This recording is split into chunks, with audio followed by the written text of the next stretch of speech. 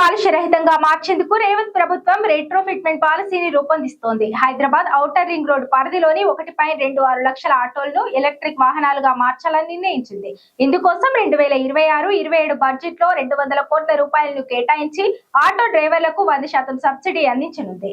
దీనివల్ల వాయు శబ్ద కాలుష్యం తగ్గడమే కాకుండా డ్రైవర్ల నిర్వహణ ఖర్చులు కూడా భారీగా తగ్గుతాయి. తెలంగాణలో కాలుష్యం తగ్గించేందుకు రేవంత్ సర్కార్ ప్రత్యేక చర్యలు చేపట్టింది.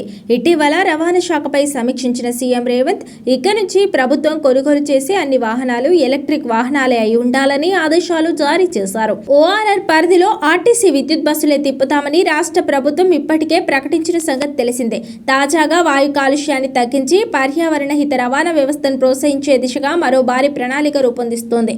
హైదరాబాద్ ఔటర్ రింగ్ రోడ్ లోపల ఉన్న తెలంగాణ కోర్ అర్బన్ రీజియన్ పరిధిలో హరిత ఇంధన వినియోగాన్ని పెంచేందుకు గాను నెట్ జీరో కర్బన ఉద్గారాల దిశగా కీలక అడుగులు వేసేందుకు రెడీ అయింది. ప్రస్తుతం కోర్ పరిధిలో 1.26 లక్షల ఆటో రిక్షాలు నడుస్తుండగా దశల వారీగా వాటిని ఎలక్ట్రిక్ వాహనాలుగా మార్చడంపై సీఎం రేవంత్ రెడ్డి అధికారులకు కీలక ఆదేశాలు జారీ చేశారు. సీఎం ఆదేశాల మేరకు పెట్రోల్, డీజిల్, గ్యాస్ తో నడుస్తున్న ఆటోలకు ఎలక్ట్రిక్ కిట్లు అమర్చేందుకు ప్రత్యేక పాలసీ రూపకల్పన కోసం చర్యలు ప్రారంభమయ్యాయి. ఆటోలకు రెట్రోఫిట్మెంట్ పాలసీ ఖరారు కోసం ఈ నెల 16న సెక్రటేరియట్లో ఉన్నత స్థాయి సమావేశం నిర్వహించనున్నారు. పెట్రోల్, డీజిల్ ఆటోలను ఎలక్ట్రిక్ కిట్లతో రెట్రోఫిట్ చేసేందుకు గాను ఆటో యజమానులకు 100% ఆర్థిక సాయం అందించనున్నారు.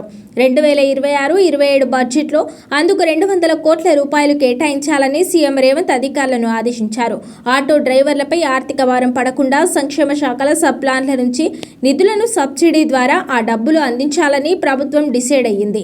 ఆటోలకు ఈ కిట్లు అమర్చేందుకు సుమారు 1.20 లక్షల నుంచి 2 లక్షల వరకు ఖర్చు అవుతుందని అధికారుల అంచనా. ఈ మొత్తాన్ని సబ్సిడీ ద్వారా అందించనున్నారు. ఆటోలను ఈవీలుగా మార్చడం ద్వారా వాయు శబ్ద కాలుష్యం తగ్గుతాయని అధికారులు భావిస్తున్నారు. ఆటో డ్రైవర్లకు నిర్వహణ ఖర్చులు తగ్గే ఛాన్స్ ఉందని చెబుతున్నారు. కాగా స్వాపబుల్ బ్యాటరీ సిస్టమ్ కోసం సుమారు 1.20 లక్షలు, ఫిక్స్డ్ బ్యాటరీ సిస్టమ్ ఏర్పాటుకు సుమారు 2 లక్షలు ఖర్చవుతాయని అంచనా.